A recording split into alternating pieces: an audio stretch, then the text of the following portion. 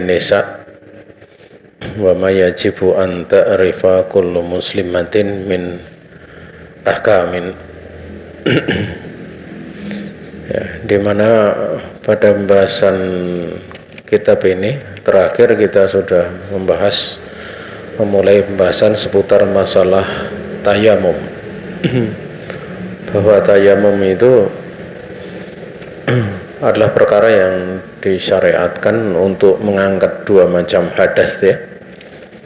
Apabila tidak didapati air atau ada air tetapi tidak mampu untuk memakainya, baik itu untuk hadas kecil, ya, demikian pula hadas besar. Bisa seseorang dia bertayamum untuk mengangkat keduanya. Pada pertemuan kali ini kita menginjak pada fawaid, ya, berbagai macam fawaid.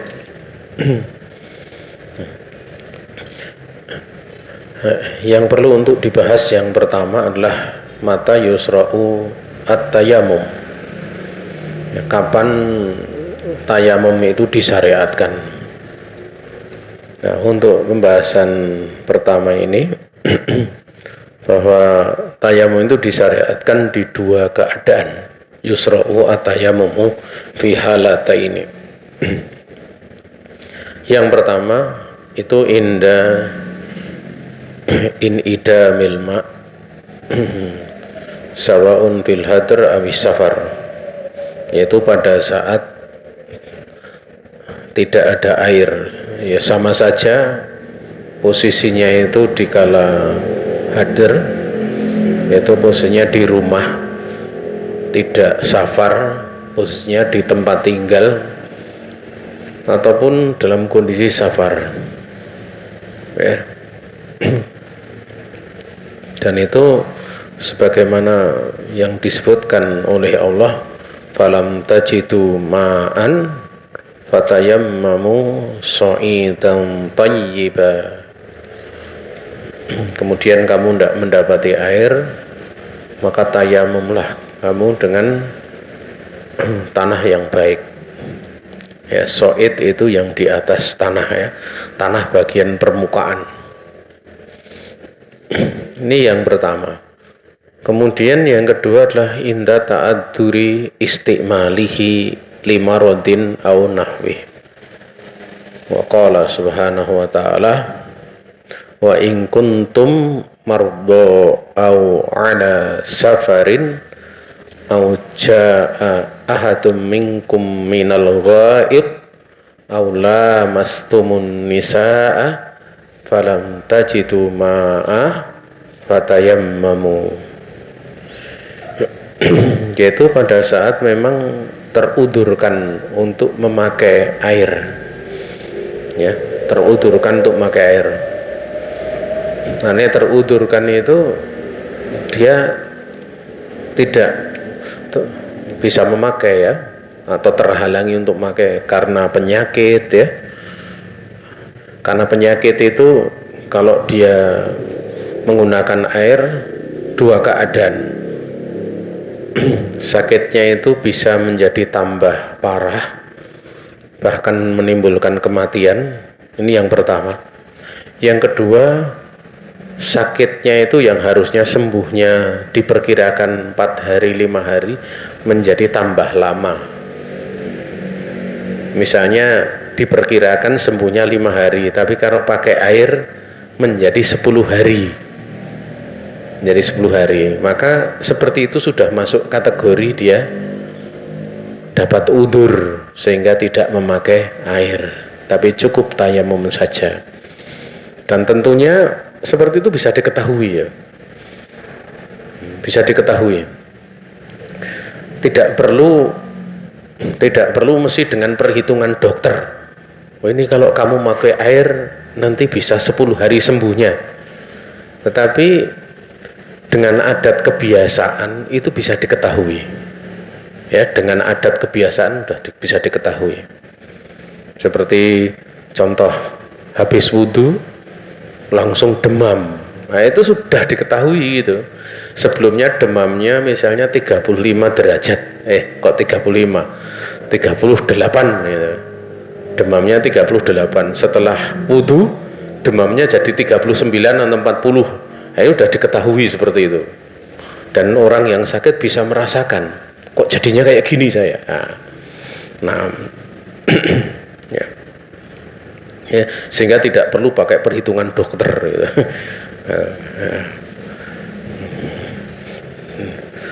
Bisa berdasarkan pengalaman, ya. Didasarkan nih firman Allah, kalau kalian itu sakit, ya, wa in kuntum mardo, atau kalian itu sedang berada di dalam safar, atau salah satu dari kalian itu mendatangi goit, ya, yaitu buang air besar, ya. Atau kalian itu menyentuh para wanita, kemudian kalian tidak mendapati air, maka tayamumlah. Yang dimaksud dengan mulamasah dengan wanita itu adalah mujamaah, berjima, ya, mengumpuli, tidak sekedar nyentuh, ya. Kemudian diterangkan di sini, yubahu laki atayammumu minal hadasil asgor wal akbar. Jadi boleh bagimu seorang wanita untuk tayamum dari hadas kecil dan hadas besar, karena ada hadis dari Imran bin Husain, beliau berkata, aku nama Rasulullah sallallahu alaihi wasallam fi safar fasala binasi fa idza huwa bi rajulin mu'tazil faqala ma mana'aka an tusalliya qala asabatni janabatun wala ma'a faqala Rasul alaihi salatu wasallam alaika biso'iti fa innahu yakfika. Dari Imran bin Husain radhiyallahu ta'ala anhu, beliau berkata, ya, kami bersama Rasulullah SAW di dalam sebuah safar, maka beliau sholat waktu itu dengan manusia. Tiba-tiba ada seorang laki-laki itu menyingkir dari tempat sholat, ya, tidak dengar. Maka Nabi bertanya, apa yang menghalangi kamu untuk sholat bersama kami? Maka lelaki ini mengatakan, asobatni janabah wala ma'ah, aku terkena junub dan aku tidak ada air, wala ma'ah, tidak ada air. Maka Nabi bersabda, wajib bagimu untuk menggunakan tanah, sungguhnya itu sudah mencukupi kamu. Jadi ini terjadi pada saat Nabi mau sholat bersama, ya. Tiba-tiba ada seorang laki-laki yang menyingkir, ya, dia tidak ikut sholat bersama Nabi alaihi salatu wassalam dan manusia. Nah, ini menguntungkan, ya, safar bersama orang alim, ya. Ya, safar bersama orang alim itu bisa ngaji, ya. Pernah, ya, ada satu murid saya itu cerita, dia umroh, ya, karena umroh itu di situ bersama ustadz, ya, sehingga dia bisa ngaji terus dari awal itu sampai, bahkan di sana di Tanah Haram, juga di Masjid Nabawi itu sempat berjanji dengan, apa istilahnya, mengadakan perjanjian dengan syekh, ya, untuk belajar. Nah, ini untung. Tapi pernah pula ada yang lainnya itu umroh bersama seorang ustadz, ya, tapi ustadznya itu suka politik gitu. Ya, walaupun ustadznya suka politik, ya tidak pernah ada taklim, karena ustadznya kemana-mana cuma bawa koran. Jadi kerjaannya pagi, siang, malam itu cuma baca koran gitu. Nah, ini repot itu, ya. Kenapa? Karena kesibukan ilmunya berubah menjadi mau jadi ahli fikul, mau menjadi ahli fikul waqi gitu, ya. Karena dia cenderung melihat keadaan, melihat apa yang terjadi, ya. Kalau sudah lihat terjadi, komentar di media sosial, nah seperti itu Itu bukanlah perkara yang baik. Di sini Nabi alaihi salatu wassalam beliau memberikan bimbingan, dan ini menunjukkan ya, Masya Allah ya, seorang imam ya, sholat itu mesti mempertimbangkan masalah bagi jamaah. Jadi kalau jamaahnya kok ada yang menyingkir nggak ikut sholat, ditanya kenapa. Ini tugas, termasuk tugas. Dan ini menunjukkan pula bahwa taklim itu, kalau ilmu itu menyatu dalam dada, itu bisa kapan saja. Tidak perlu pakai majelis seperti ini. Bukan tidak perlu ya, bukan tidak perlu, Afan. Tetapi dia bisa menyampaikan ilmu dalam seluruh keadaan. Makanya ya, Nabi alaihi salatu wassalam itu beliau menikah sampai punya istri 9 itu bukan semata-mata menikah saja, tapi kepentingan ilmu. Sebelum Nabi alaihi salatu wassalam itu disampaikan kepada beliau aturan-aturan risalah yang banyak, di situ dibahas ilmu agama, istri Nabi itu cuma satu, Khadijah saja. Karena itu zaman perjuangan, pembahasannya seputar masalah akidah, dan akidah itu kan tidak berubah antara sekarang besok. Itu kan di situ tidak ada mahal, tidak ada kedudukan untuk ijtihad gitu loh. Itu akidah.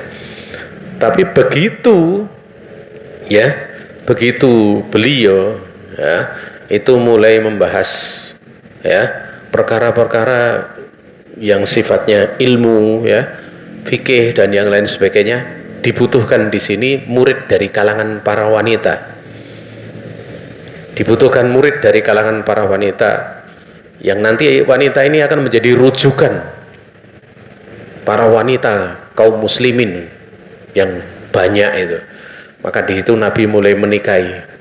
Sepeninggal Khadijah beliau menikah lebih dari satu, menikah dan mereka rata-rata menjadi alimah, orang-orang yang alim, lebih-lebih di dalam perkara yang sifatnya tidak mungkin disampaikan karena itu menyangkut tentang pribadi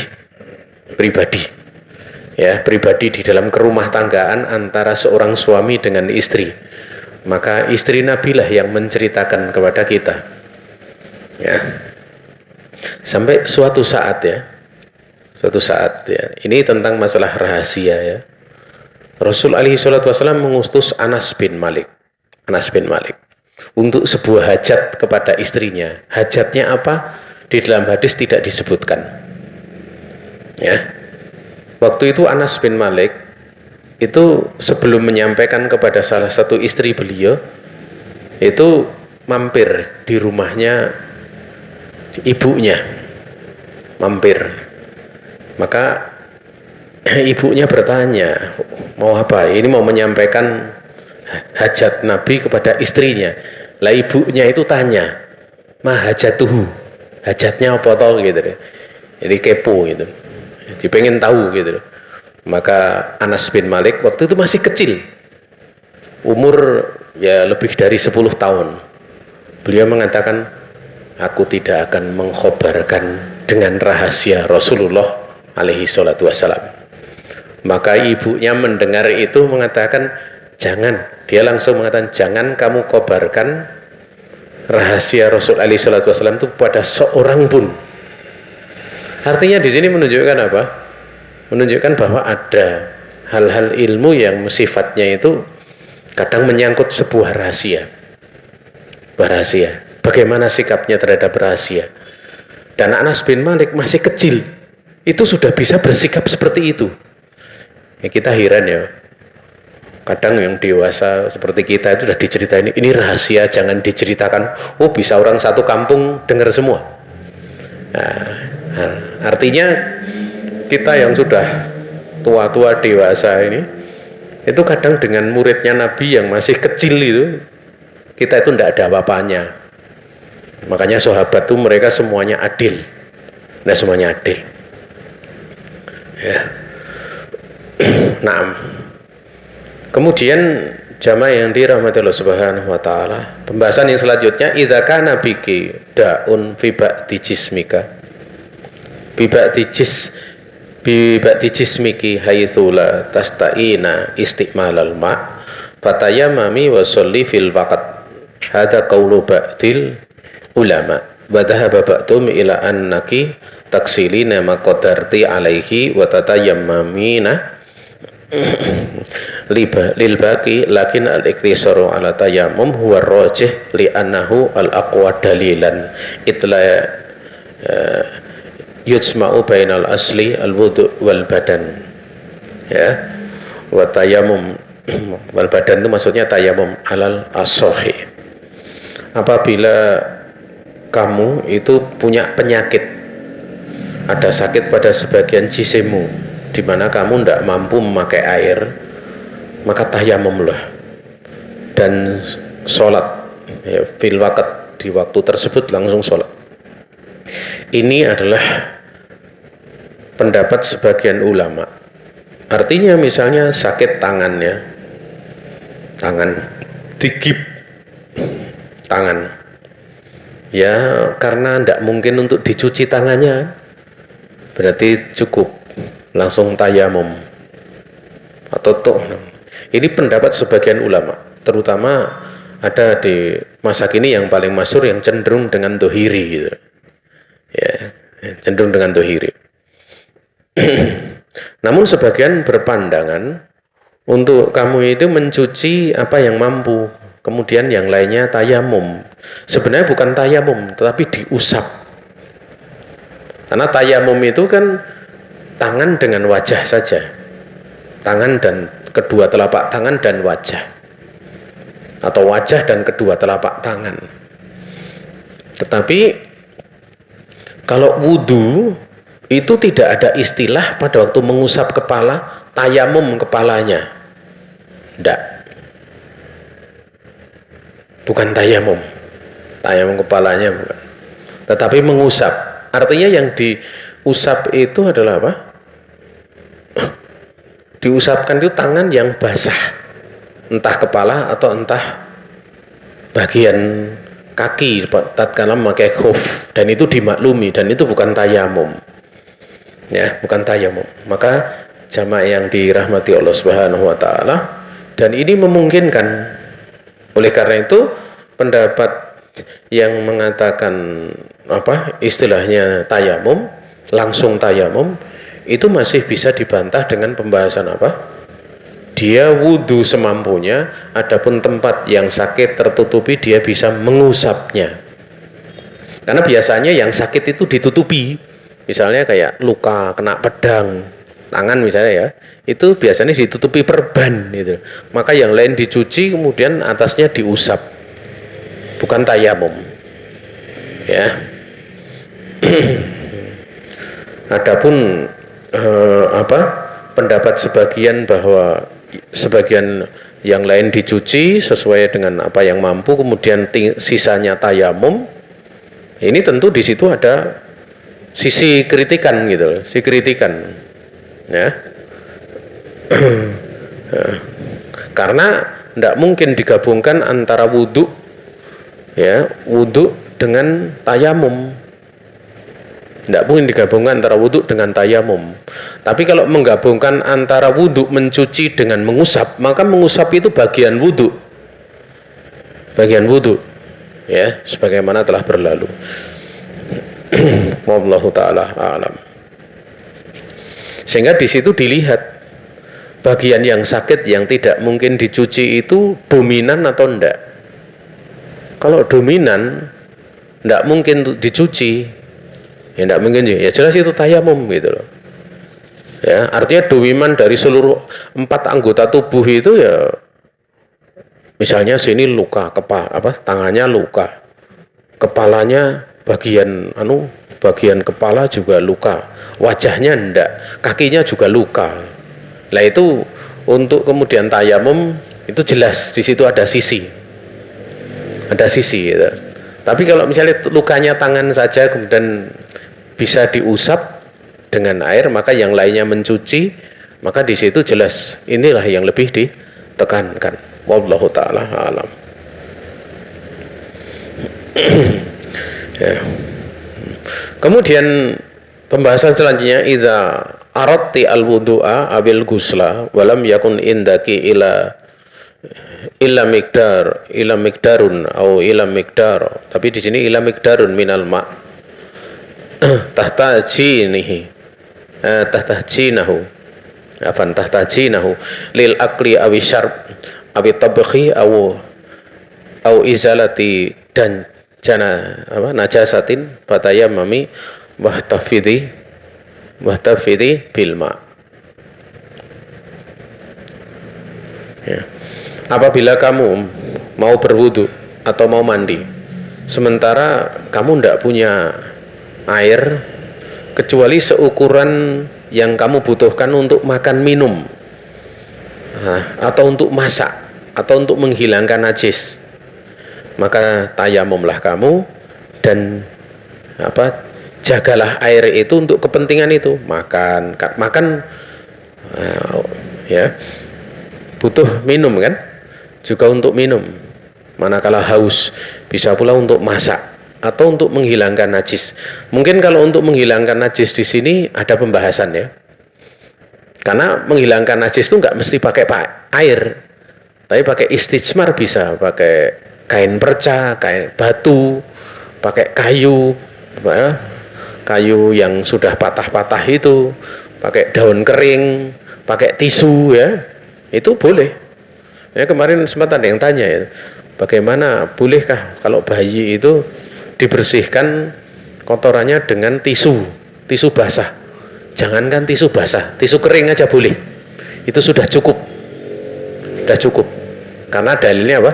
Istijmar, bersuci dengan batu. Bersuci dengan batu itu dari kencing, dari buang air besar boleh disyariatkan.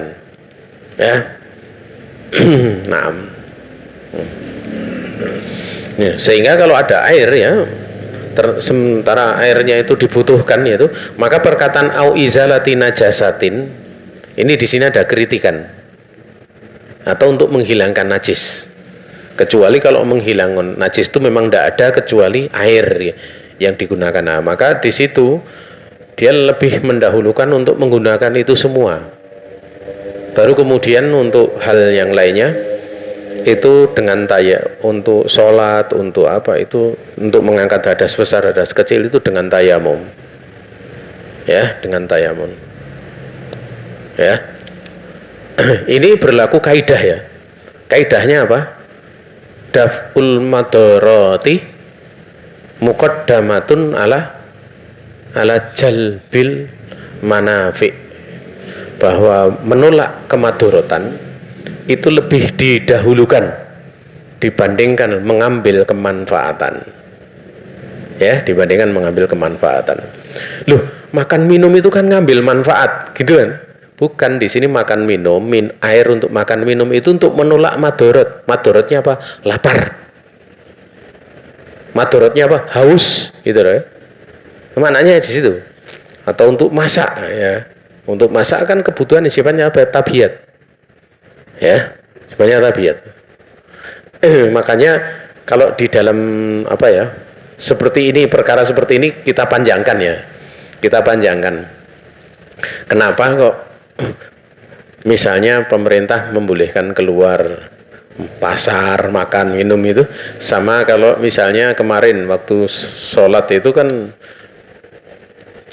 sempat ada pelarangan di masjid ya, atau kalau di masjid dengan prokes yang cukup ketat gitu loh. Nah, itu bukan berarti lebih mendahulukan makan minum, bukan gitu loh. Ya, karena kalau sholat itu masih bisa dilakukan tidak cuma di masjid. Manakala di masjid ada sesuatu yang dikhawatirkan bahayanya, maka sholat di rumah itu boleh. Tapi kalau makan minum itu tidak bisa. Gantinya makan minum bernafas, tidak bisa gitu loh ya, tidak bisa. Makan minum itu setiap hari gitu loh, maka disitulah tidak bisa udah langsung dikiaskan. Saya masih ingat dulu ada orang baru ngaji semangat ya, kerja bakti untuk mindah rumah seorang ustadz gitu. Jadi ada ustadz waktu itu disepakati di satu kampung tinggal di situ. Jadi beli rumah Jawa itu loh, kemudian kerja bakti. Pas kerja bakti itu kan kalau 12-an atau jam duhur itu kan dikasih makanan gitu. Baru mau makan itu. Oh. Kemudian kan di situ ada adzan. Wah, dia dengan semangat. Di situ padahal banyak, ada beberapa ustadz, harusnya dia tanya itu dengan pedenya, ayo kita sholat jamaah, itu semangat sekali gitu. Biasa kan, karena dulu dia mantan preman gitu, mantan preman ngaji terlalu semangat. Wah, ngerti dalil, ayo kita sholat sama. Nah, kemudian sama salah satu ustadznya itu dinasihati, duduk dulu, makan dulu gitu. Malah marah-marah, mosok antara sholat jamaah kalah, sholat kalah dengan makan. Harusnya sholat jamaah dulu baru makan. Nah, ini seperti ini. Kadang terlalu pede gitu loh. Pede karena belum belajar fikih ya, seperti itu ya. Akhirnya dia ngeleleng lungo itu. Wes salah ya, ngeleleng meneh ya gitu. Bahasa Jawane salah turun geleleng gitu. Piye dibiasakan apa ya? Ceniningan salah meneh ya. Ya, nah, karena apa? Karena nggak punya adab ya. Makanya orang itu kalau di situ ada orang yang lebih alim ya, dia tanya dulu ini gimana itu, bukan mutuskan, ini salah itu benar, tapi tanya dulu ini gimana kok seperti ini gitu, baru setelah diterangkan. Karena kalau orang itu bentuknya bertanya, kalau dijawab dia akan merasa tenang, tapi kalau dia sudah pede dulu merasa benar gitu, itu diingatkan susah ya, jatuhnya nanti istikbar atau menyombongkan diri. Ya, balik lagi di situ ya. Jadi ini karena mendahulukan menolak kemadorotan. Jadi dibandingkan mengambil manfaat. Kemanfaatannya air untuk wudhu, tapi air itu tidak satu-satunya, bukan satu-satunya alat untuk bersuci. Masih ada yang lainnya. Sehingga kalau dalam kondisi air itu tersibukkan, maka bisa digantikan dengan yang lainnya. Artinya kemanfaatannya masih bisa dicapai. Kemanfaatan untuk diangkat hadas besar, hadas kecil itu masih bisa dicapai dengan tayamum gitu loh. Nah, tayamum. Wahakata. Kemudian di sini ada pembahasan lagi. Idza daqa alaiki waktu sholati bihaitsu law istakmalti al-ma'a ya, fata al-waqt. Apabila waktu sholat itu sangat sempit bagimu, dimana kalau kamu gunakan air waktu sholat lewat ya, gitu. Misalnya asar sekarang jam berapa? Asar jam 3 misalnya, jam 3. Kira-kira satu rakaat sholat itu berapa menit? Satu rakaat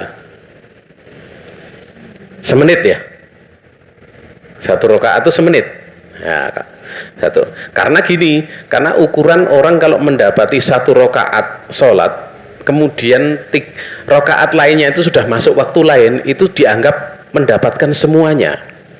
Makanya Nabi mengatakan man adrakat rakaatan minal asr faqad adrakal asr. Faqad adrakal asr. Barang siapa yang dia mendapati satu rukuk, satu rakaat saja dari asar, maka sungguh dia telah mendapatkan asar itu semuanya. Jadi ukurannya satu rakaat dulu. Nah, dia misalnya jam 3 kurang 1 menit. Kalau wudhu, apalagi wudhu ke belakang, wah, sudah masuk nanti 3 lebih 2 menit. Waktu sudah lewat. Nah, waktu sudah lewat. Itu yang maksud itu. Nah, maka dia wudhu atau dia tayamum. Nah, tayamum kan cuma 2 detik selesai. Ya, 1 detik selesai enggak? 2 detik lah. Sehingga dia bisa langsung sholat, kemudian dapati 1 rakaat, 3 rakaatnya sudah masuk waktu asar, tidak ada masalah, gitu loh. Ya. Maka di sini fa'arjah qaulail ulama annahu yusra'u laki atayamumu li idraki sholati qabla huduril waqt. Maka yang rojih di antara 2 pendapat ulama, bahasanya disyariatkan bagi kamu untuk tayamum ya, untuk mendapatkan sholat sebelum qabla khurujil waqt, sebelum waktunya keluar, sebelum waktunya lewat. Ingat ya, Itu seperti itu menurut pendapat yang ada di sini. Tetapi menurut pendapat yang ada di kitab ini, kalau penyebab dia itu terlambat atau dia terdesak itu karena tidur, beda. Kalau karena tidur beda. Kalau karena tidur maka wudu, tidak tayamum. Kalau kan tidur, karena tidur itu ada beberapa tidur itu sampai diterangkan ya, manama anisolah, manama aunasia anisolah fasolatuhu ida dakar walakodo iladak. Nabi mengatakan barang siapa dia tidur atau lupa dari sholat, maka sholatnya ya di saat dia ingat. Artinya di saat ingat, misalnya dia sholat subuh kemarin lupa, ingatnya sekarang, ya sholat subuhnya sekarang, khusus tidur ya. Tetapi di situ juga yang lain selain tidur adalah lupa, misalnya lupa juga demikian, langsung sholatnya saat itu. Maka kalau ada orang yang dia tertidur, bangun, kemudian tinggal 1 menit, dia tayamum atau wudu? Wudu. Kalau dia lupa, ternyata ingatnya itu sudah jam 3 kurang 1 menit, tayamum atau wudu? Wudu. Ya, bukan tayamum, tapi wudu. Ya, dan itu bisa terjadi ya, itu bisa terjadi gitu loh. Ya. Nah, saya sendiri pernah ngalami ya, bangun di pondok itu bangun. Saya kok ada orang sholat, teman-teman sholat ngapain gitu loh. Karena setahu saya ini belum masuk maghrib gitu loh. Belum masuk maghrib, tapi kok hari makin lama makin terang gitu loh. Oh, ini subuh berarti gitu loh. Nah, subuh kemudian saya tanya, kok nggak ada yang ngasih tahu, padahal saya udah bangun itu, gitu, udah bangun. Saya pikir itu ya karena tertidur waktu itu ronda kalau nggak salah ya, jadi saya menyangka itu waktu maghrib, ternyata waktu subuh gitu. Jadi waktu saya sholat 2 rakaat itu di lantai atas ya, di lantai atas itu teman-teman menyangka saya itu sholat sunat ba'da subuh karena terlewat. Sholat sunnah sebelum subuh itu apa? Sholat fajar karena terlewat, enggak. Jadi disangka udah sholat subuh. Padahal sholat subuhnya saja saya belum itu. Ya, sampai saya keluar ke jalan itu, saya lihat itu di masjid lain sama gitu. Enggak ada yang ngasih tahu itu. Baru kemudian setelah saya kasih tahu, teman-teman tertawa semua. Ya tertawa. Ya, saya bilang kalian tertawakan, mah enggak ada yang ingatkan, saya bilang gitu. Itu karena lupa. Ya karena yang namanya lupa seperti itu pernah terjadi gitu, ya. Ya. Nah, di sini kalau kita lihat ya, jadi dia tayamum ya. Kalau mendapati waktu, dia tidak bisa pakai air. Kalau andaikan pakai air, waktunya lewat. Maka yang rojih di antara 2 pendapat ulama, disyariatkan bagi kamu tayamum untuk mendapatkan sholat sebelum keluar waktu. Inilah madhab Abu Hanifah, wa huwa madhabu Abi Hanifah, wa Malik wa Bani Hazm, wa ikhtiyar Syekhul Islam. Ya. Dan di sini ini madhab Abu Hanifah, Malik, Ibnu Hazm dan Syekhul Islam telah memilih pendapat ini. Ya. Kemudian wal asal fihi, asal di dalam perkara ini adalah hadis Abi Jahim atau Juhaim ya, di Juhaim Al-Ansori qala aqbala Rasulullah alaihi salatu wasallam min biri Jamal falaqiyahu rajulun fasalam alaihi falam yarudda Rasulullah alaihi salatu wasallam salam hatta ata ala jidarin fama sahabi wajhi wa yadaihi thumma radda alaihi salam. Jadi kaitannya ini peristiwa yang terjadi Rasul alaihi salatu wasallam sebagaimana disebutkan oleh Abu Juhaim Al-Ansori.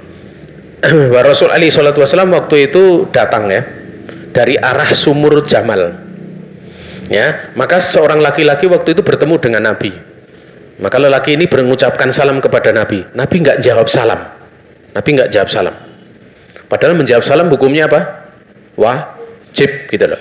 Maka di sini Rasul alaihi salatu wasallam sampai pada dinding, kemudian mengusap, artinya di dinding itu ditepukkan untuk untuk bertayamum, dan beliau usapkan wajah dan kedua telapak tangannya, kemudian menjawab salam.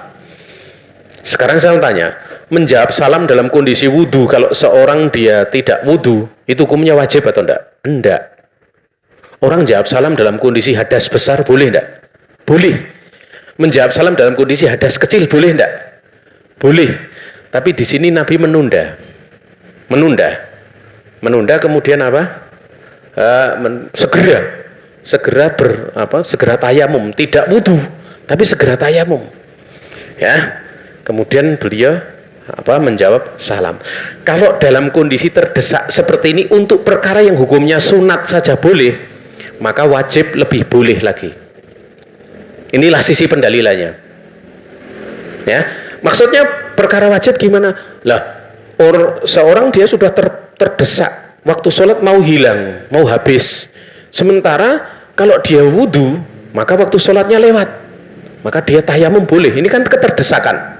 Sebagaimana ini Nabi mau jawab salam, kalau Nabi kemudian pergi wudhu, kan orang yang dijawab salam udah pergi, nggak mungkin kan jawab salamnya assalamu alaihi, kan nggak mungkin, tapi assalamualaikum, waalaikumsalam, kan gitu, waalaikumsalam, nggak kemudian wa alaihi assalam, kan gitu, karena orangnya udah pergi.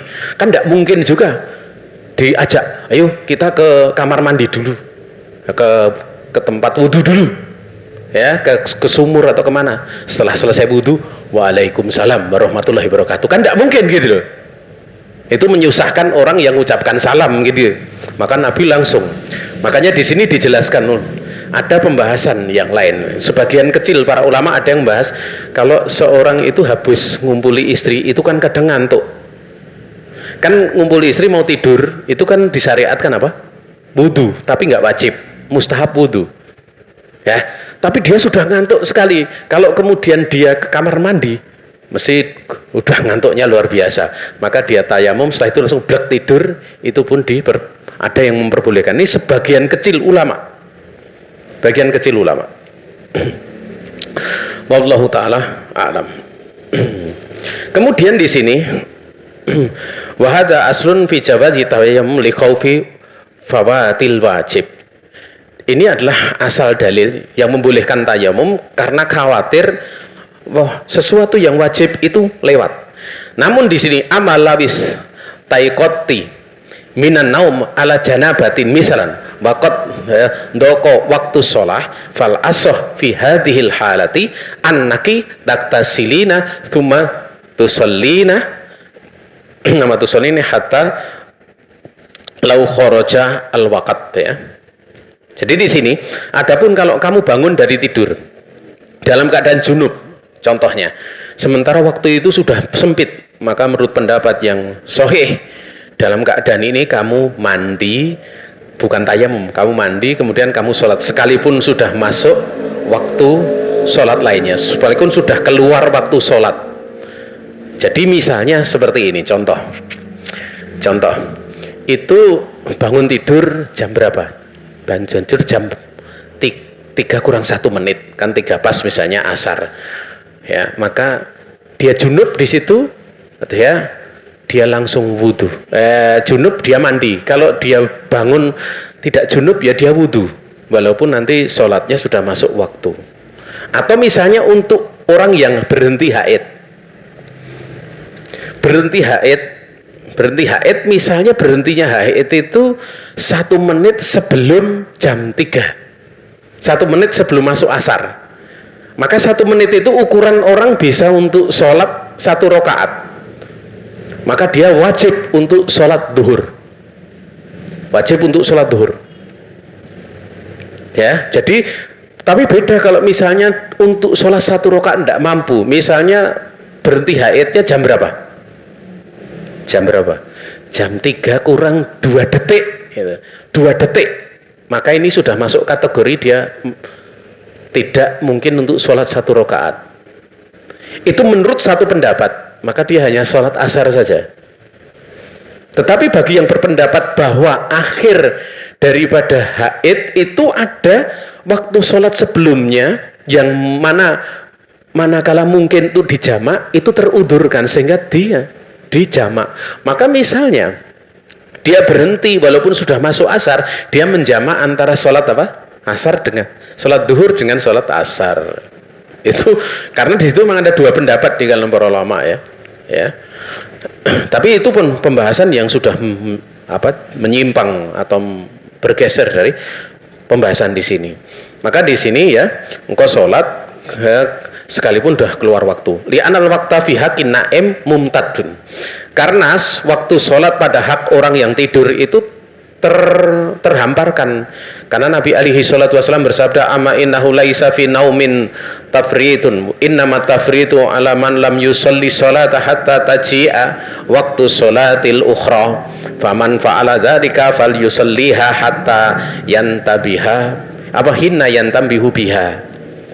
Ya. Karena Nabi bersabda, adapun sungguhnya tidak ada pada orang yang tertidur itu tafrid, mengenteng-entengkan sholat. Innama tafrid, sungguhnya tafrid mengenteng-entengkan sholat itu bagi orang yang tidak sholat sampai kemudian datang waktu sholat setelahnya. Maka barang siapa melakukan yang demikian itu, barang siapa yang melakukan demikian itu, hendaklah dia sholat ya. Hendaklah dia sholat ketika dia teringat dengannya atau berhati-hati dari perkara tersebut ya, yang tambiha-biha. Juga apa yang terjadi pada Nabi pada pertemuan terakhir kemarin. Tapi ini udah jam berapa? Saya tambahkan satu ya. Ada sebuah kisah ya, datang dari Abdullah ibni Abi Qatadah an abihi, dari Abdullah bin Abi Qatadah dari bapaknya. Artinya dari Abi Qatadah kalau bapaknya.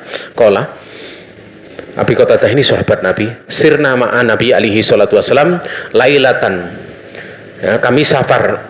Kami istilahnya berjalan bersama Nabi, safar bersama Nabi di suatu malam. Faqala ba'dul qaum, sebagian kaum mengatakan, lau arrosta bina ya Rasulullah, andaikan engkau itu mau istirahat bersama kami ya Rasul alaihi salatu wasalam. Maka Nabi mengatakan, akhafu an yanamu anisolah, aku khawatir, aku takut nanti antanamu, bukan anjanamu, tentu kalian itu nanti tidur sehingga tidak sholatnya terlambat ya. Maka faqala Bilal, ana uqidukum, ya saya udah nanti yang akan berjaga membangunkan kalian. Maka fataji'u, maka mereka kemudian tidur ya. Waktu itu tatkala mereka sudah berbaring, fa'asnada Bilalun dohrohu ila rohilatih, maka Bilal menyandarkan punggungnya itu kepada kendaraannya ya. Artinya apa? Dia berjaga. Namun faghalabathu ainahu fanama ya, kedua matanya itu mengalahkan dia pun tidur sambil bersandar di kendaraannya. Maka beliau pun tidur. Fastaiqadha Nabi alaihi salatu wasallam wa qatala'a janibu syamsi. Maka Nabi bangun waktu itu matahari benar-benar sudah bukan janib, hajibu syamsi, yang menghijab matahari itu sudah nampak. Artinya matahari itu sudah bunder kelihatan gitu loh ya. Maka beliau bersabda, wahai Bilal, aina ma qulta, mana yang kamu katakan jar, nah, bahasa Jawa ini jar ini arep rondo, aku kok malah letangi, kok nggak ngingatkan gitu loh, nggak membangunkan. Maka kemudian Bilal mengatakan, ulqiyat alayya naumatun misluha qattun, ya Nabi, tidak pernah aku ini mengalami tidur yang semisal tidur ini, saking ngantuknya gitu, belum pernah ya. Maka Nabi bersabda, innallaha qabata arwahakum hatta sya'a wa raddaha alaikum hina sya'a ya. Atau saya keliru tadi, bukan hatta, hina sya'a semua ya. Sungguhnya Allah Ta'ala, Allah itu dia memegang ruh-ruh kalian ketika Allah berkehendak, dan Allah akan mengembalikannya kepada kalian ketika Allah berkehendak. Ya Bilal kum fa'adin binas, sekarang Bilal, kamu adzan untuk manusia ya. Maksudnya untuk binas bisolahi, untuk sholat ya. Maka fatawa doa falamma irtafa'ati syamsu wa abyadat qoma fasolah. Waktu itu kemudian Nabi wudhu, tatkala kemudian matahari itu sudah nampak naik dan sudah memutih gitu, abiyadat, maka beliau kemudian sholat, berdiri kemudian sholat. Dijelaskan oleh Syekh Utsaimin, Nabi waktu itu sholat fajar dulu ya, beliau sholat fajar dulu baru kemudian sholat jamaah subuh, padahal sudah masuk waktu duha, sudah masuk waktu duha. Sehingga di sini menunjukkan ya, dari dalil ini nampak kalau tidur itu kondisi lain, termasuk yang semisal dengan kondisi tidur itu kondisi apa? Lupa. Ya, kondisi lupa. Karena Nabi fasolatuhu inda dakar atau inda dakar. Sholatnya itu ketika dia ingat. Ini saja yang bisa disampaikan di sore ini ya. Besok kita lanjutkan berbagai macam fawaid yang ada di dalam kitab ini ya, karena nanti saya ada kegiatan setelah ini untuk isi kajian. Kami kembalikan kepada panitia ya. Kalau nanti ada pertanyaan kita jawab ya. Baik, jazakallahu khairan, kami ucapkan kepada Ustaz Abidris Senggar Subrantara Hafizullah atas ilmu yang telah disampaikan. Dan para peserta yang semoga kamu sayang, semoga dirahmati Allah Subhanahu wa taala. Sesi berikutnya adalah tanya jawab. Kami persilahkan apabila ada dari peserta sekalian yang ingin bertanya secara langsung ataupun melalui tulisan.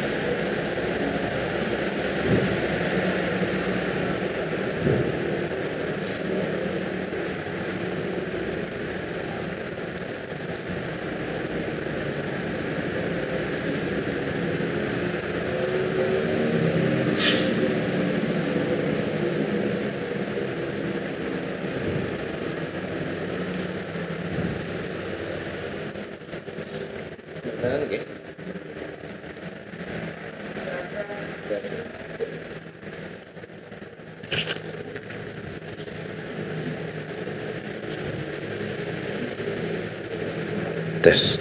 Ya, baik, dikarenakan tidak ada pertanyaan, maka kita langsung ke acara terakhir sebelum, yaitu adalah penutupan. Atau tapi sebelum ditutup, saya selaku pembawa acara ataupun mewakili panitia, apabila banyak kekurangan dalam acara yang dilaksanakan ini, kami mohon maaf. Kemudian kita akhiri taklim pada sore hari ini dengan doa kafaratul majlis. Subhanakallahumma wa bihamdik, asyhadu an la ilaha illa anta, astaghfiruka wa atubu ilaik. Wassalamualaikum warahmatullahi wabarakatuh. Wassalamualaikum warahmatullahi wabarakatuh.